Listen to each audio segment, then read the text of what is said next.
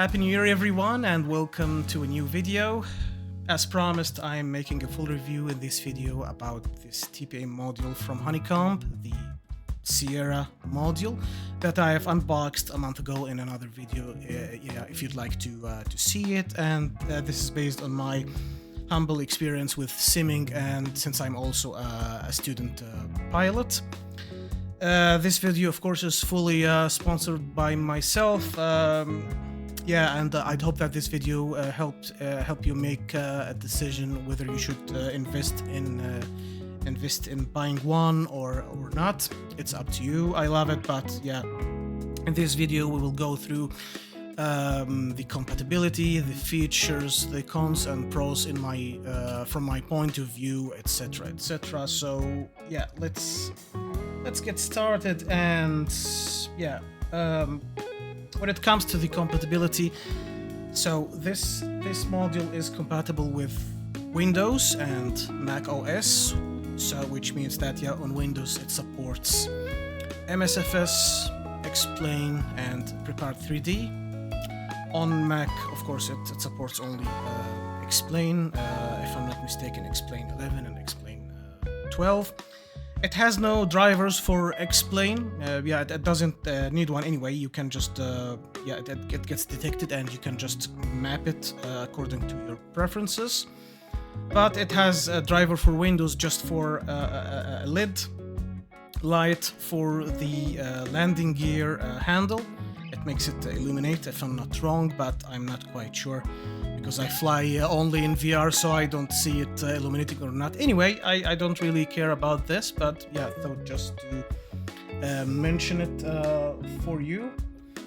Okay, so for the features, as you can see here on this view, it has a general aviation TPM typical module. It has most of the essentials in one box. So yeah, starting from the very left, here is the trim wheel for the pitch, of course, throttles handle. We will come I'm covering the details in a second about this one, because it has a very special feature here. And of course, the propeller lever or the handle, the mixture, the flaps handle, and there's also a landing gear handle. Okay, and of course a parking brake a lever or switch, right? Whatever you call it. All right, this is in general, and of course it has a USB interface. It comes with it's shipped with a USB-C to a USB-A cable. All right, and what else can we cover here? Okay, the design. When it comes to the design and the material, so it has a slightly different design this time. Usually, if you have other Honeycomb, if you already own a Honeycomb product, then you know what I mean. I have also the here, but maybe you can see it, the Honeycomb Bravo throttles quadrant, and it has the top here is like an oval shape. All right, and you can't easily put something on top of it. Yeah, in case you'd like to, because it's a bulky product that consumes some space from your desktop, and yeah, I'm not always a big fan of mounting it on under the desktop. Anyways, this time it has a flat surface as our flat area on top, which is a really cool feature this time, where you can easily maybe put your mouse if you don't have enough disk space on your desktop. You can maybe easily put keyboard this time. A few people on Etsy, if you know the Etsy website where you can buy custom-made products, they 3D print a desktop for it, for the Honeycomb Alpha and Honeycomb Bravo, that you mount it on top of it to make it have a flat desktop, but it's not the case here in this time. All right, but the The diameters are quite similar, if not, I think it's exactly the same as the Honeycomb Alpha yoke or the Bravo quadrant. The cons and the pros about the design, I like it and dislike it, and this is of course a personal opinion here, but I will compare it to another product. So what I really like here is these handles are completely made of metal, no plastic here at all. Okay, so all of these are metal, which is a nice and new feature, makes it really. It has a realistic feel, I'd like to say, compared to what you may experience on real aircraft. So my experience, I've only flown the Cessna 150, which is somehow similar to the Cessna 172 as well in terms of the TPM module. I mean, but it has only, of course, a throttles handle and a mixture. It has no propeller in it. But anyway, what I like here very much in this product here is the friction control of the handle. So this is also available in the real aircraft, where you can adjust the friction or the sensitivity, not the sensitivity, but the friction here of the handle. Should it be very loose when you move it or hard to move? Yeah, you can easily rotate this to clockwise or anti-clockwise to adjust the friction, and it's a very cool feature to see it in a flight sim product like this. Yeah, so I like it maybe a little bit harder like that. Yeah, I love it. Alright, and also for the other handles, for the propeller handle, this is similar to the ones on the real aircraft. Yeah, speaking of the Cessna 150, that's really realistic here with the lock button for the mixture, so you need to push it and then move the handle, and then when you release it, it gets fixed in place, so you can't accidentally push it forward or pull it, which might cause, of course, problems during airtime. All right, of course, the trim wheel also is very sensitive. No, not sensitive, but it's less sensitive than what you might experience on a real aircraft. But of course, I'm not saying that this is a problem in the product. I guess it's the sensitivity control on your sim, so you need to adjust it a little bit. I fly X-plane, and I find it less sensitive than what it should be, and less sensitive than the real aircraft. So I could just adjust the sensitivity. I'm not sure about MSFS, but it's very easy to adjust. So it's not a product problem. It's not a problem in the product, but I think it's just again, the sensitivity on the sim. What else? The flaps. The flaps handle is just a traditional one. The parking brakes, I'm using this for a different purpose, but this is of course just a personal opinion, and we will go for a super quick flight on two different aircrafts in this video. Just one of them will be just for a takeoff, that's it, and the other one we will go in a circuit just to show you the sensitivity of the wheel trim, feel of the mixture, etc, etc. Okay, I'm looking here at my tablet to see what else should be. So about the I've covered most of the pros, and the cons from my point of view.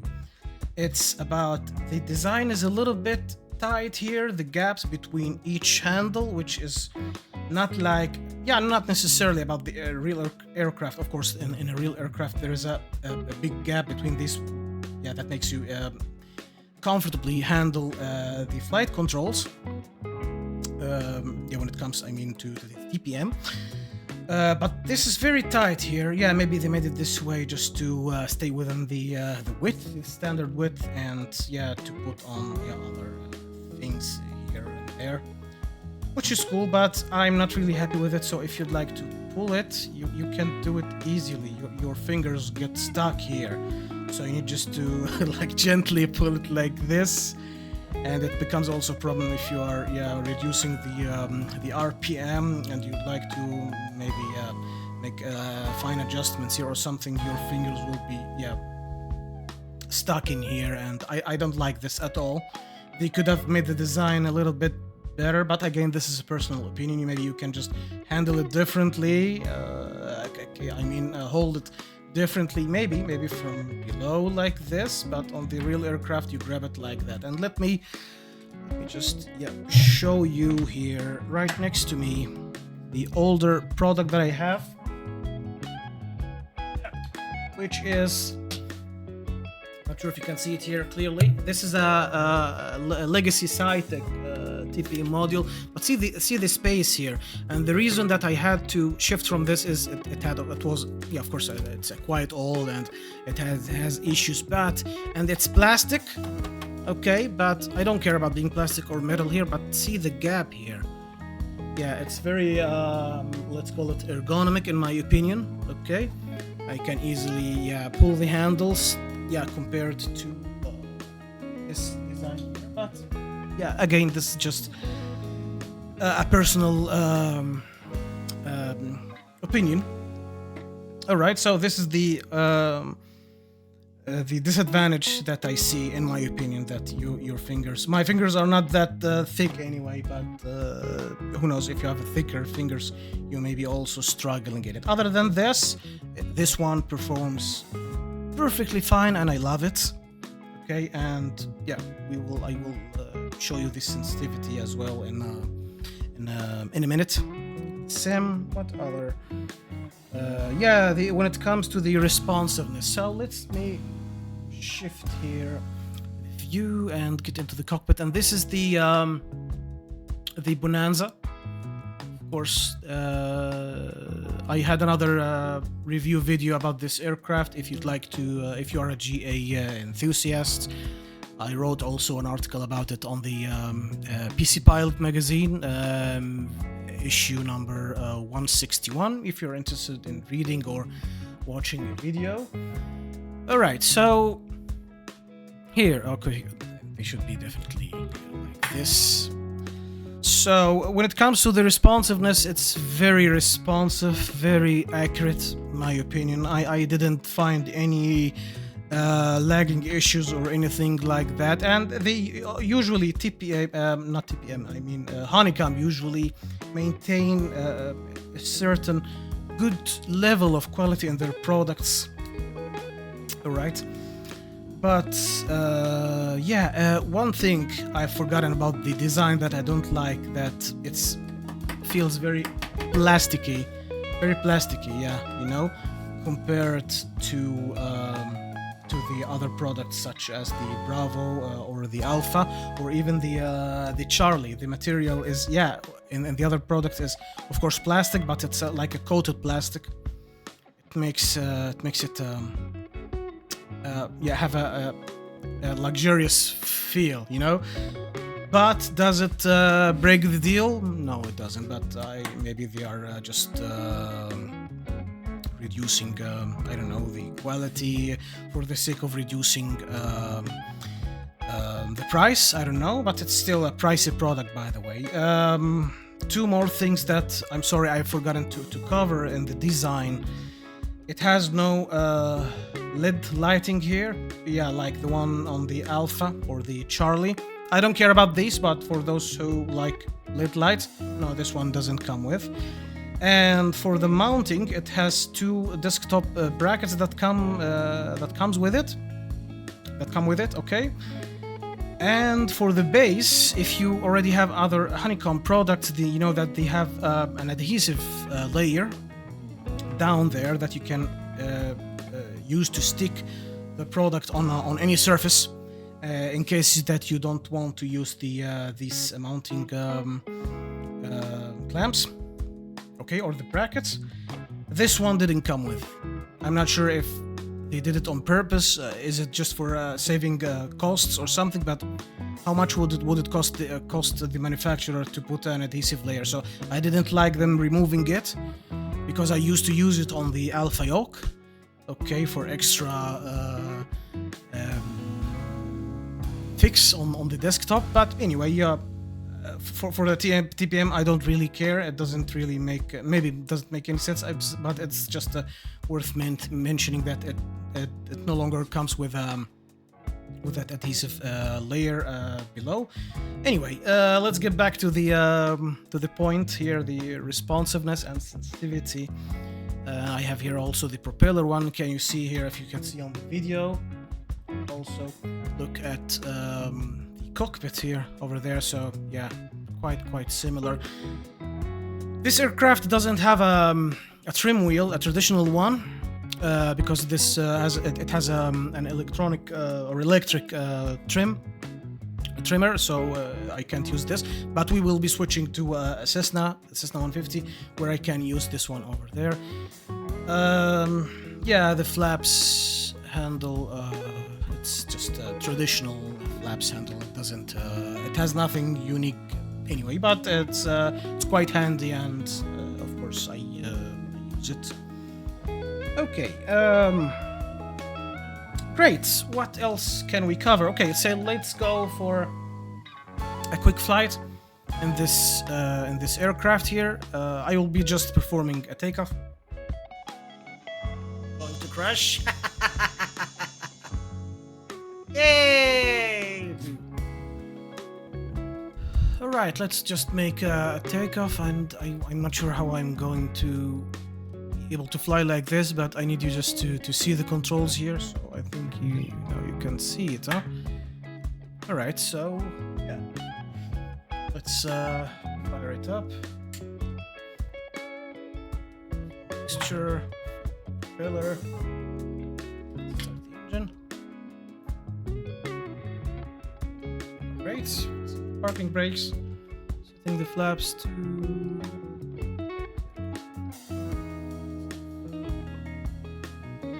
Right. Let's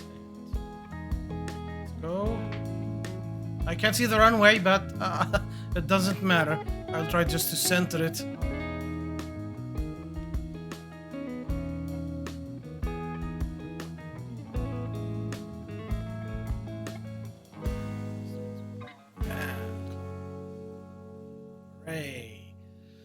Okay, gear up. I'm using actually a different gear handle, so I'm not using this one, but I'm using it for many other things. Okay, let's reduce the propeller a little bit and see on the screen. Too much. Yeah, that's enough. Flaps up.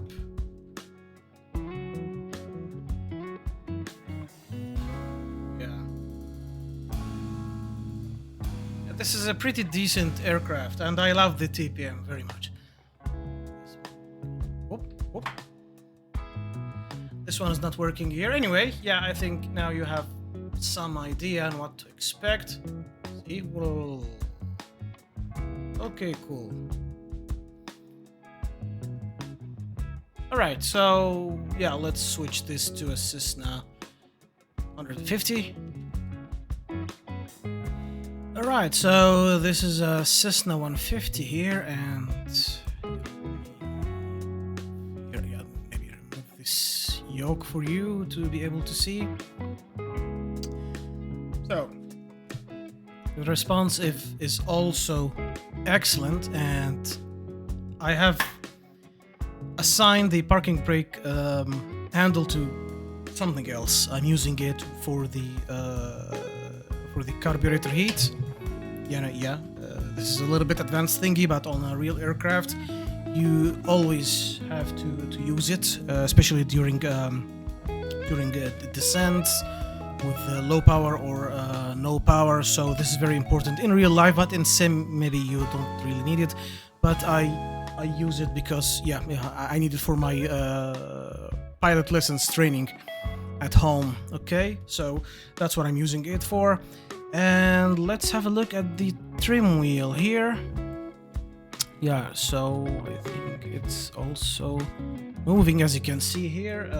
Yeah, it moves.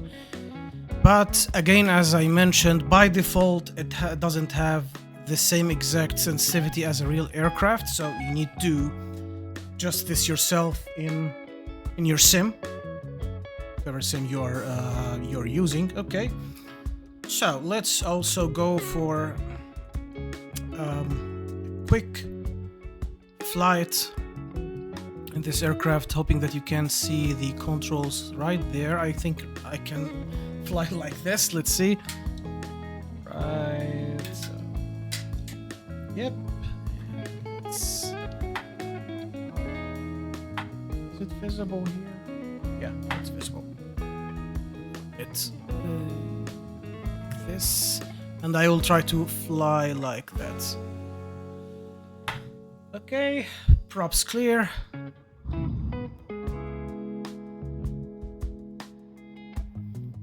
Great. Released. Flaps. I think this is 10 right now. I can't see, but I guess it's 10 here. Anyway, who cares that much? Alright, so let's go.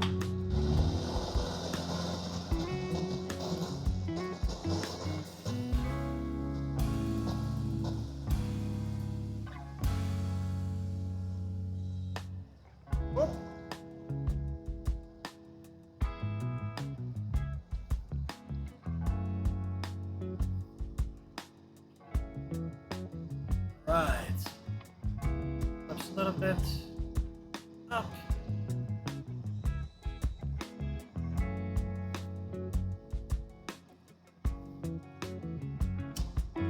Yeah, maybe I had the flaps misconfigured, but anyway,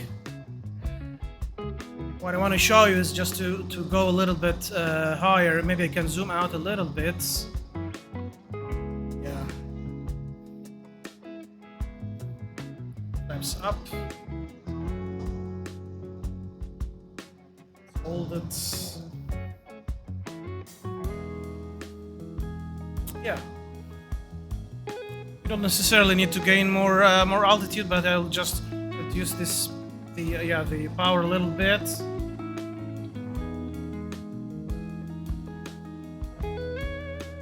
Yeah. Anyway, so here's the airport to the left. So let's try to trim it. See, yeah, maybe holding it like this. Easier because again, this space here is annoying, but yeah, let's just give it a try to trim it. This power here. This power. Trim it. Yeah. Requires a lot of rotation here, which is not cool. But again, this is not a disadvantage in the product. It's in the sim. Have a look actually here. Let's see, I can see it from that distance. Yeah. So let's level off the aircraft. Trim up a little bit and wait and see. No. A little bit downwards and be patient. A little bit downwards and be patient to see. A little bit upwards. Yeah. Yeah, it's trimmed now. So yeah, it's a really cool one, and this is different from the trim wheel that they have on the Bravo throttles quadrant, because it's more like a I don't know, it's a bigger trim wheel on the other one, but here it's definitely similar to what you can see on a real Cessna aircraft. Yeah. So yeah, I think it's doing quite well, just adjusting the sensitivity a little bit, and it will be cool.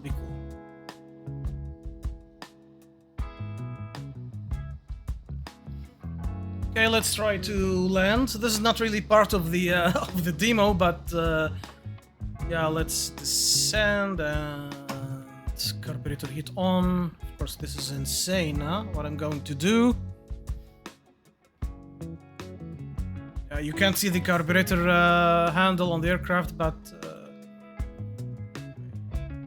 try a military landing style. But who cares anyway? Just need to get this bird on the ground. Usually the carburetor heat is used during descent from a higher altitude, not during the landing. Anyways, thought to show it to you. And don't really see.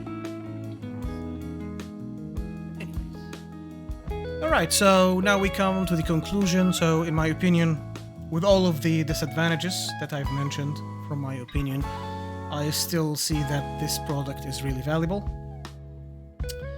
I'm not sure if it's considered pricey or not, but yeah, the price in my region in Europe, it's around 250 euros, right?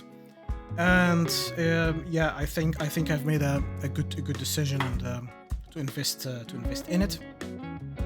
Yeah, I don't like these narrow gaps, but I can just with the workarounds, it will just get the job done, and very good for practicing, for just casual simming, and whether you are just a simmer or a student pilot.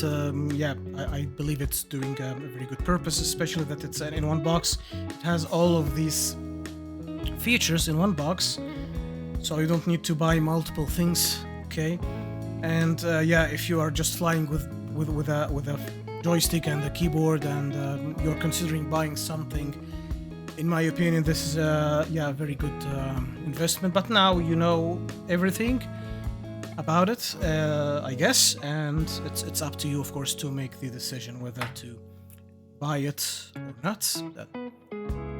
So if you like it, please yeah, like the video and share it, and yeah, thank you so much, and see you very soon.